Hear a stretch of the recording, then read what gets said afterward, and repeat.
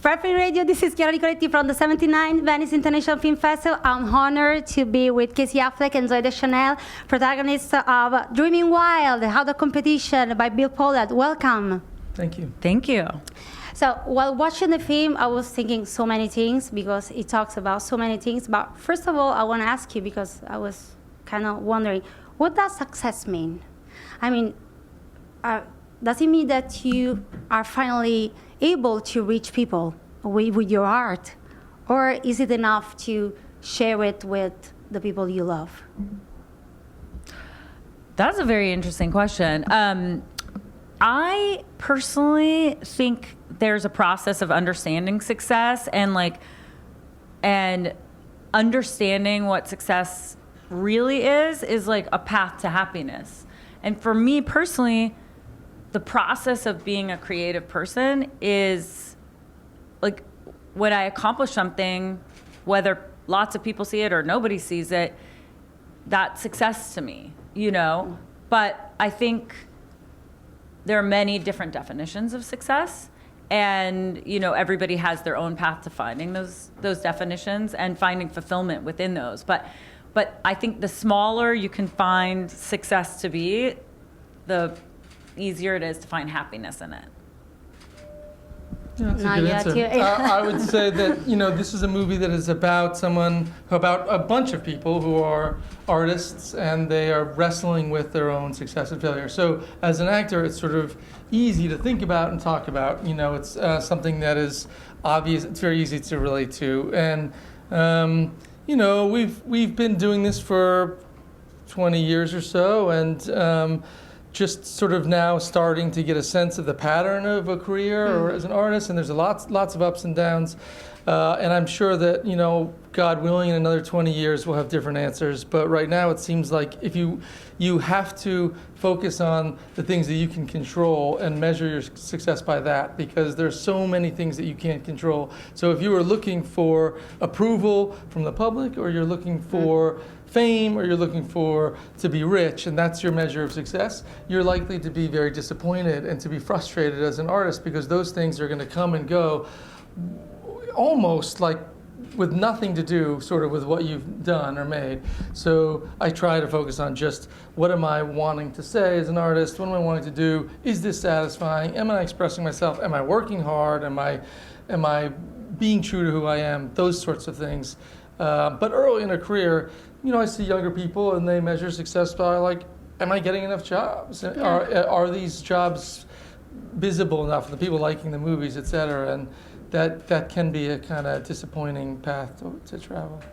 Dreaming Wild is also a film about family, you know, and how family can become a supporting system for success in general, not only, you know, in music. What do you think? And did you approach this family system, let's say? I thought that was like one of the most interesting things about the script was just like the family, you know, the family story is just so wonderful and rich, and it is a family of musical people, and I think that was what drew me to the script. I loved the bond that Donnie and Nancy have, and you know, and that Donnie and Joe have that's kind of getting repaired, and I love the family aspect because that's something that I think everybody can relate to. Yeah. Wanna sing something for me? You want to sing? Yes. You're Out of Time, You're Out of Touch. How was that first song that you were playing?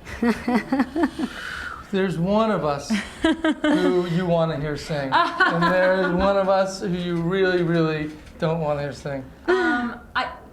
Not right now, but maybe later. One last super fast thing. I was thinking that in the film, it shows you that having to relive that sometimes second chances in life are more demanding in a way, because there's a fear of reliving failure. Is that correct? There's a fear of reliving failure. I mean, with the second chance, if you mess it up. Yes. I like to think of second chances as the same as fifth chances. Yeah. That you have to just keep going no matter what, because there's no success that's permanent, and there's no failure that is final. You're going to experience all of those things, both of those things over and over again. But I think definitely for Donnie in this movie that there was a fear of re-stimulating those terrible feelings that he had when he was younger. What do you think?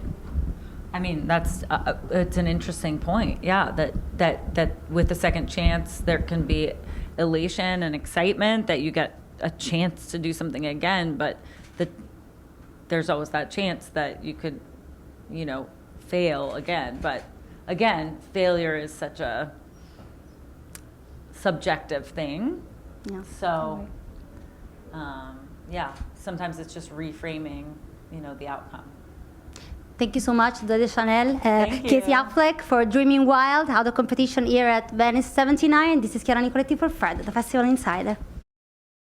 Fred Film Radio, I'm David Martos. This is the 79th edition of the Mostra di Venezia, and we are here with part of the team of Dreaming Wild, here out of competition. Hello guys, how are you? Hello. We're with Noah Jupe and Jack Jill and Grazer.